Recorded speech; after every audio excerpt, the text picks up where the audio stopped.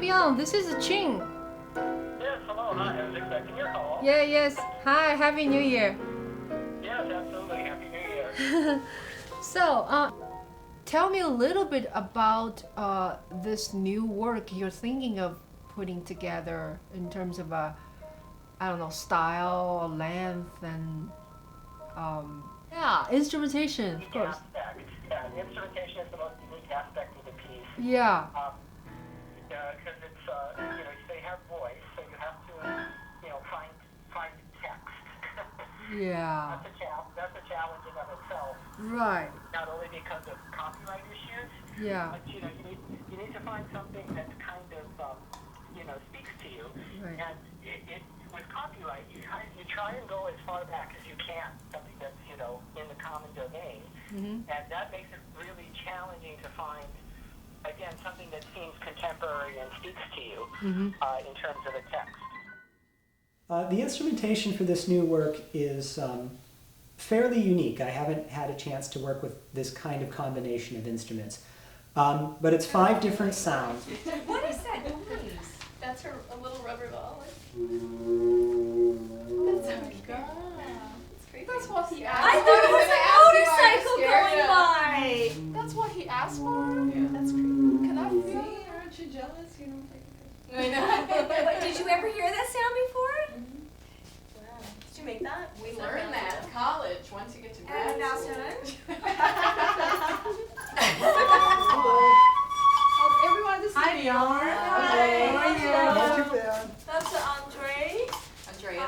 Anna, signature. Nice to meet you. Sally, the flutist. Yes, hello. Hi. Oh, that was late. I was counting. We were four. Okay. We're feeling. We'll catch that. Yeah, we'll catch that. I was actually, how do you feel about measure 77, taking that up the octave in the voice? The all?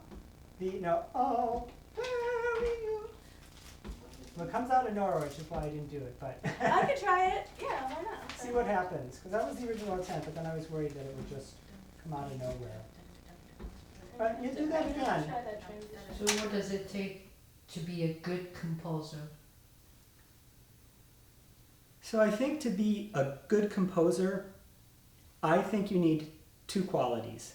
I think the first thing you need is that attitude that everything you're writing is good and needs to be written.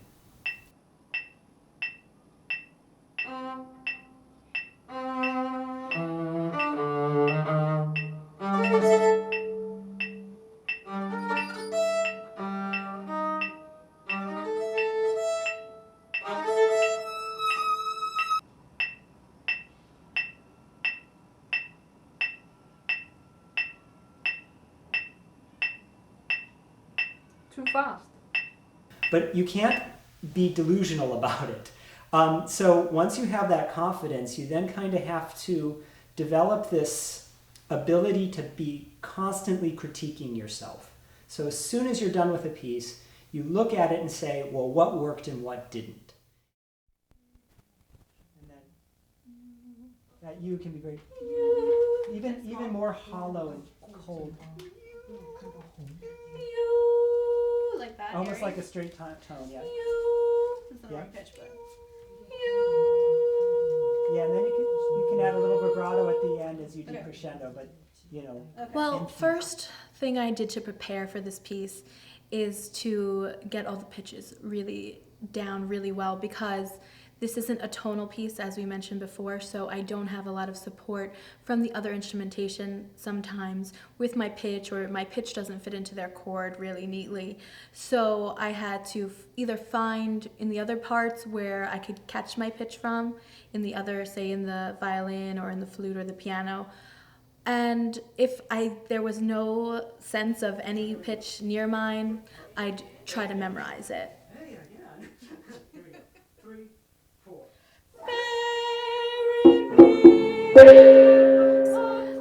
And then also I'd have to work on the rhythms, because the rhythms are quite intricate in this piece, and it's something I'm not necessarily used to doing since I don't do really modern music that often. So that's probably the biggest challenge at this point, is keeping the rhythms really precise. One. So it is that kind of feeling to it. So here we go. A. And 1. Yeah, here we go. Everyone in on 1. Yeah. And yes. It's on 2? What do you mean? It's on B2. You came in on 1. What are you doing? Well, I find the piece is actually, I'm surprised how much I'm hearing everyone else and really acting like a real chamber musician. So it enables me to do that. I'm hearing everybody's parts.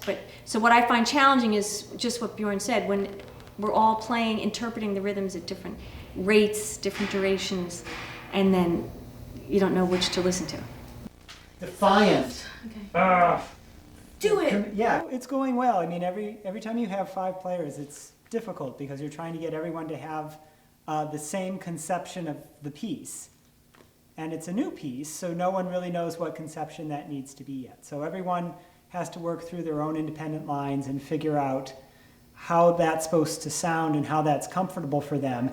And then they have to come into the group and figure out how those lines all interact with everyone else, and so that their individual idea of how the line goes also matches what the consensus is of the group and how other people feel their individual lines. And that's just it's a process. We've worked really hard on the piece, haven't we? Yes. Yes, a Sunday morning we're here. It's hard, and everything always takes longer than you think it will. Yeah, Progress is slow. I was thinking on the way over that I'm used to either having no rehearsal or maximum 3 rehearsals. Right. Try it again. 1, 2, 3. When that moment is, when it's foreshadowed and the reason why she's going to call the boatman is revealed, you get to finally join in that theme.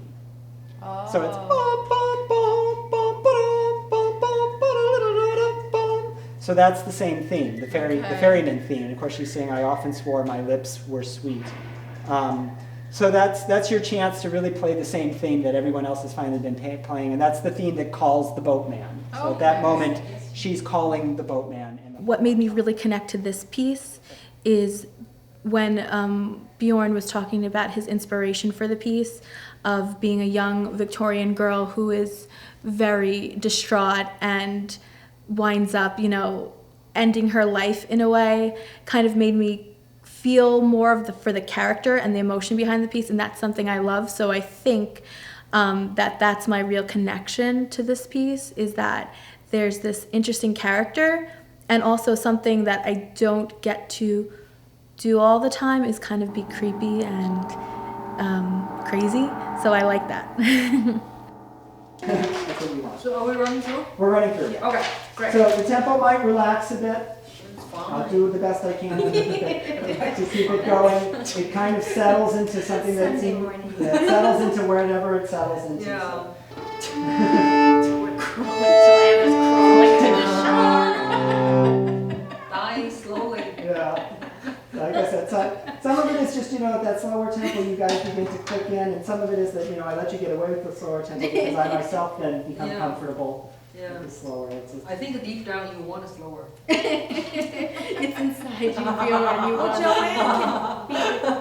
Okay. Yeah. The student is going to hear, to their ears, what they probably will hear as an exotic kind of harmony. So that, if you hear, that will create sounds that are familiar. But if you have a scale that works, it's a scale, but it works a little differently. And you get these kind of chords, that they'll still hear the concept that something is governing the notes. There seems to be a note that's more important, but the color sounds exotic to their ears. Okay, so I'm just let it run. Alright, so Both movements. this is our last rehearsal before the performance in 2 days. We'll see what happens. What is the obstacle for you to learn this piece and to play this piece, or do you have any? Oh, definitely. I do have some obstacles learning this piece, if that's what you're asking. I think, first of all, getting all the notes down and the rhythm is very specific. So you have to kind of work with metronome and just trying to figure out what is the closest rhythm that you imagine he's trying to tell you to perform. And also putting all the 5 people together, because it's nothing like a Mozart. You can imagine like 1 chord to 5 chord and all that. There's no logics to it. You just have to play alone, trying to hear where everyone is, and figure out your place in between, amongst all the 5 different sounds.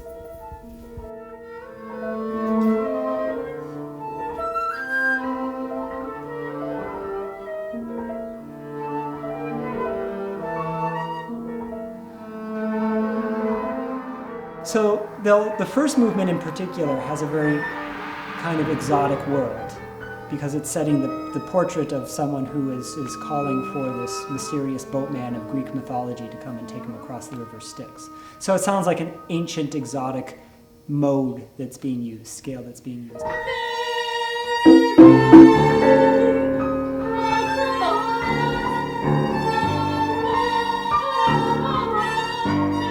Our student reaction, I hope they'll like it. We work really hard for it. It's a new sound. As I tell my students all the time, be open-minded. Every composition has a message the composer is trying to pass. And as an audience, you have to grab it, trying to understand and trying to get into the story, like reading a book, get the essence and trying to get yourself infused and kind of melded in this kind of a pool of water we are trying to soak you with.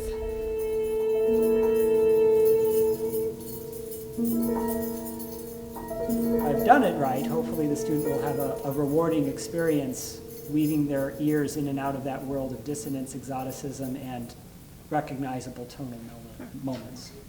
Question, actually, was I late or was Sally early? How long?